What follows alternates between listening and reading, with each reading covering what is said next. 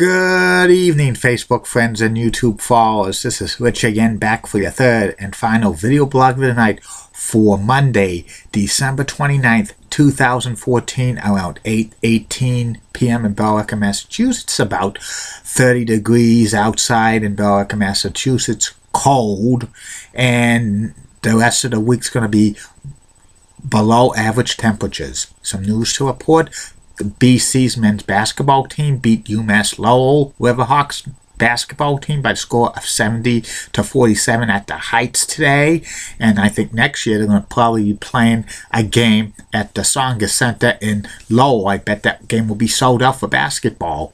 And also, Patriots quarterback Tom Brady restructured his contract, and it saved the Pats $24 million in salary cap space. And that's about it on the news.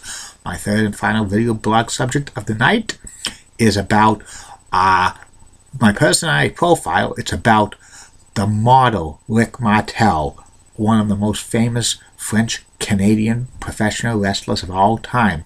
Rick Martel had close to a 30-year career in sports entertainment.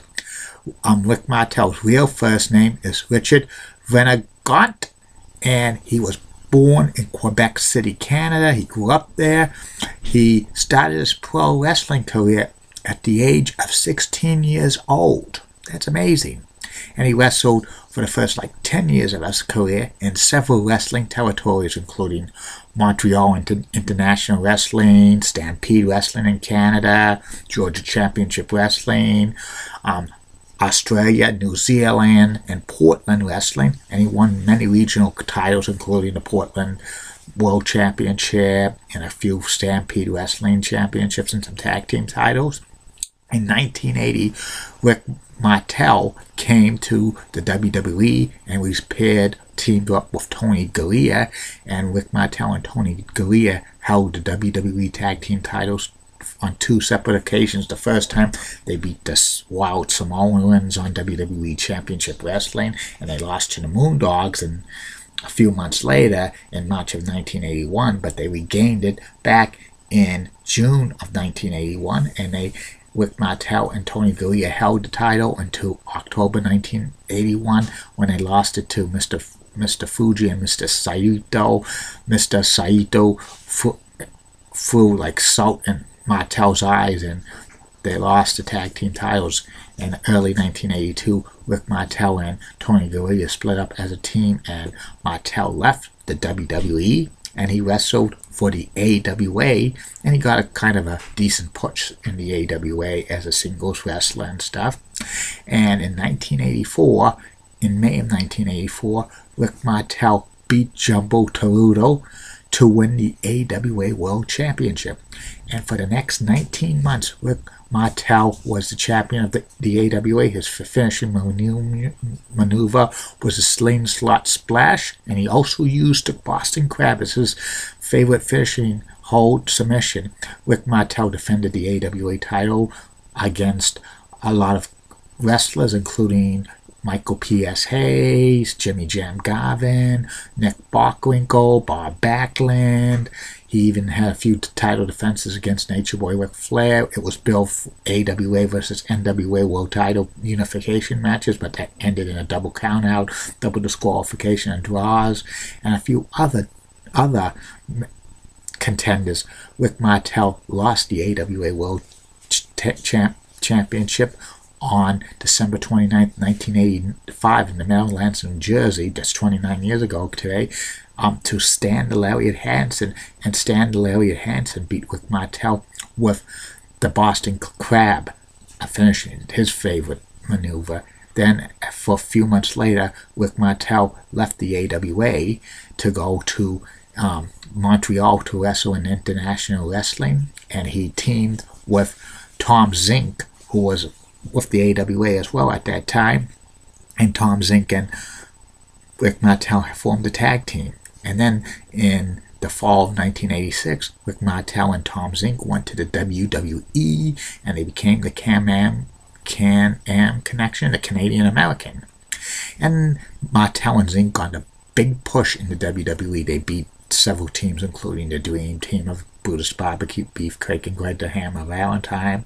They had an opening match at WrestleMania 3. They beat the Magnificent Don Morocco and Cowboy Bob Orton Jr. They beat Sika and Kamala on an episode of Wrestling Challenge, and they were starting a feud with the Islanders, Haku and Tama, and the Islanders turned heel on them on an episode of Superstars of Wrestling in May of 1987. This is when the Islanders joined the Bobby Heenan family, and Bobby Heenan as his manager, and they fought the Islanders over the summer of 1987.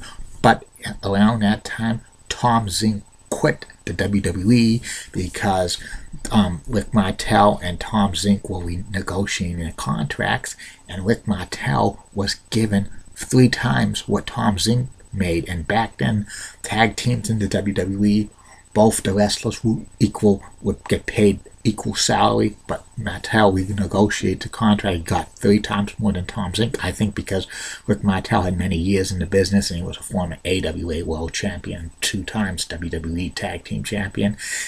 Tom Zink left the WWE after that, and then on the storyline that Rick Martel said that Tom Zink quit, and he was saying he was a quitter, but I'm no quitter and stuff like that.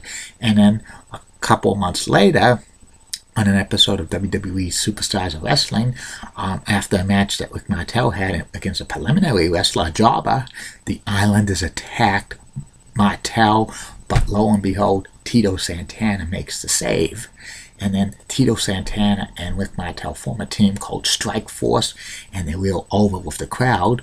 And in October of 1987, on a TV taping for WWE Superstars of Wrestling, Strike Force beats the Hart Foundation to win the WWE World Tag Team Championship, but it was in November, so they couldn't hold titles until the match aired on TV, because back then when a title changed hands on a TV taping on a house show, they had to wait until it got aired on television, because it could be a possibility the WWE would hold back on the title and might void it, but they did not void this one. And the next 5 months, Strike Force defended the tag team titles against the Islanders, the Hart Foundation, and a few other teams. But in March 27, 1988, at WrestleMania 4, the Strike Force lost the WWE Tag Team Championship to Demolition. Axe and Smash, who were kind of the rip-off of the Road Warriors, the WWE's version of the Road Warriors, and Strike Force continued to try to regain the WWE tag team titles against Demolition, but they were unsuccessful. And then Rick Martel got injured storyline-wise. He got a severe neck injury and a concussion from Demolition in a tag team match they had at a TV tape in Oakland, California in June of 1988, which aired July 11th on Primetime Wrestling of 1988. But in reality, Rick Martel took 6 months off because his wife was battling a serious medical condition. And Rick Martel returned to the WWE in January of 1989 as a singles wrestler and stuff like that. And they tried to get Strike Force reunited to wrestle the Brainbusters at WrestleMania 5. And there was rumors going around that Martel and Santana were going to break up. Tito Santana actually asked Pat Patterson that he wanted to play the heel when they faced off against Martel and Martel, but Pat Patterson said no, because he's made up this thing that the fans could not believe that you're a heel and stuff like that. I knew in the back of my mind when this was going to happen that Martel was going to be the heel, because I could not imagine Tito Santana as a face. The fans wouldn't buy it. And also, Martel was French-Canadian and Pat Patterson's French-Canadian and stuff like that. And they had a plan for Martel to become a decent heel. I'll tell you about that later. When the tag team match happened at WrestleMania 5, Tito Santana inadvertently hits Rick Martel with the flying forearm, and then Rick Martel walks out. And then Tito loses the match to Brainbusters by himself. And then after the interview, Martel said to Mean Gene Oakland he was tired of carrying a loser like Tito Santana. Then a couple of weeks later, Rick Martel gets a manager, Slick, but I did not like Slick in this pairing with Rick Martel, just to get Rick Martel over as a heel. Rick Martel feud with Tito Santana throughout the rest of the year in 1989 for WWE. This feud really does not end or don't have a conclusion, but they split the matches 50-50. Sometimes Martel wins, sometimes Tito wins and stuff like that. At the end of 1989, Slick and Martel go their separate ways. There's no storyline to it. And then Rick Martel debuts a new gimmick, a very great gimmick called the Model, and it shows Rick Martel modeling clothes and stuff like that, and then he has a perfume called Arrogance, and it was a spray can. And when he debuted this character, it was a good mid-card gimmick and stuff, and every time he would win a match on television, he would spray the Arrogance into the opponent's eyes as a preliminary opponent, and was a good thing. He continues a feud with Tito Santana through most of 1990. This was kind of a feud that never ended on house shows and stuff like that. They never had a blow off of it on television, which it was pretty sad because it was a good mid-card feud. And then the model Mick Martel's most famous feud was against Jake the Snake Roberts on an episode of the Brother Love show in October 1990 when Jake the Snake was on the Brother Love show. Rick Martel was spraying and trying to spray Damien, but then he sprayed it, and he got this Jake the Snake Roberts in the eyes, and this was a great angle. It catapulted Rick Martel to a top heel in the WWE, and then they showed Jake the Snake Roberts losing vision in one eye, but that was a contact lens, and then they have a feud that goes several months, starts at the Survivor Series 1990, when the Visionaries faced off against the Vipers. The Visionaries won easily and stuff like that because Jake the Snake chased Rick Martel with the snake back to the locker room, and then they had continued this and the Royal Rumble when Rick Martel eliminated Jake the Snake Roberts. The big blow off for the feud was at WrestleMania 7, and Rick Martel didn't even sign the fine print. It was a blindfold match. This probably was the highlight of Rick Martel's and Jake the Snake Roberts' career in the WWE. This was kind of the best match for Rick Martel and Jake the Snake Roberts in their WWE careers. Great blindfold match. The fans were into it. They were doing a lot of things, showing Jake the Snake the way, and then Jake the Snake beats Rick Martel 1, 2, 3. This was a peak of Jake the Snake Roberts' popularity in the WWE. Then Rick Martel bounces around for the next year and stuff. He's off television, but comes back on, comes back on. And then in April of 1992, the model Martel starts a feud with Tatanka at WrestleMania 8. Tatanka beats Rick Martel easily at WrestleMania 8. And then a month later, Rick Martel sprays the Arrogance into Tatanka's eyes and steals his ceremonial feathers.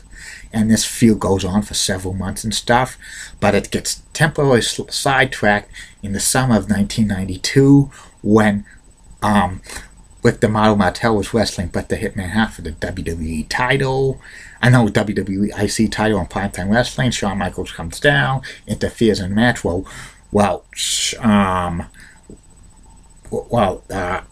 had him in the Boston Crab, and then they thought Model was the IC championship, but the referee disqualified Rick Martel for outside interference, and it starts a feud with Shawn Michaels that culminates at SummerSlam 1992, and the stipulation was they could not slap each other in the place per Sensational Sherry, and they have Rick Martel and Shawn Michaels has a match at WrestleMania. SummerSlam 92, it was a good match. It was double disqualification. The Model was playing a de facto face. And then Rick Martel continues his feud with Tatanka at Survivor Series 92. Tatanka wins the match and gets back his ceremonial feathers. And then for the next 2 years, Rick Martel continues to be kind of phased out of WWE TV. Maybe he makes an appearance at Royal Rumbles and stuff, but he doesn't get pushed as a top heel or stuff. He gets stuck in the mid-cards or preliminary matches and stuff like that. Rick Martel was being phased out of professional wrestling because he was doing a career in real estate, and he basically is out of the business by 1995. He tries to make a comeback to wrestling in 1997. There was a proposal that he and Don Callis, who was known as the Jackal, and Silas the Virus in ECW were going to debut in the WWE as a tag team called the Supermodels. It was a plan that Supermodels were going to be a tag team that would win the WWE Tag Team Championships, but then they would break up, and Don Callis would become a super heel, and Rick Martel would become a face to end his career. But it didn't pan out because there was contract dispute with the WWE and Rick Martel, so Rick Martel didn't go with it, but Don Callis signed with the WWE. And then Rick Martel in 1998 signed with WCW, and he was a face, but he had the kind of an awful like wrestling outfit, like it was something that the Wild Man Mark Miller kind of wore in the WWE around 1996, and Rick Martel gets a decent push. He actually went to TV title on Booker T on an episode of Monday Nitro, but he injures his knee, and at Super Bowl 1998, Rick Martel was going to wrestle Booker T and Perry Saturn in a gauntlet match for the WCW TV title. Rick Martel was supposed to retain the TV title, but his knee was hurt so bad that he had to drop it to Booker T, and he missed several months of action. And then he comes back in the summer of 1998 to wrestle Stevie Ray on an episode of Monday Nitro, but Bret Hart attacks him, and he re-injures his knee. He's forced to retire. And then Rick Martel stays around WCW for a little while as like a trainer on their French-Canadian broadcast, but when WCW closes in 2001, Rick Martel's completely retired from the business. He pops up a couple of times on the Night of Champions 2007 with Tony DeGuria, and they get into a little argument with Deuce and Domino, but basically Rick Martel's retired from the business, and he sells real estate in his native Quebec, and Rick Martel is probably one of the famous French-Canadian professional wrestlers of all time. I really liked his heel turn on Tito Santana, and the model was kind of a mid-card heel gimmick. Was pretty good. If he won the WWE IC Championship, he would have been maybe that could have been a top 10 gimmick of all time in that late 80s, early 90s for the WWE. But I really like the model gimmick, in my opinion. That's about it on that. I'll be back tomorrow, Facebook friends and YouTube followers, with 3 more video blogs. The first one's going to be about the top 10 greatest Chicago Cubs pitchers of all time. And then the personality profile tomorrow night will be about rugged Ronnie Garvin, another French-Canadian wrestler. And the third video blog will be probably a sports subject or a television subject. It's going to be my last status on Facebook when I sign off for the night. And don't forget, Facebook friends, YouTube followers, the Royal Rumble's coming to these video blogs soon. And also Julie Broughton and Heidi Pratt, 2 great ladies with nice smiles and definitely nice legs. See you later, Facebook friends and YouTube followers. Bye now.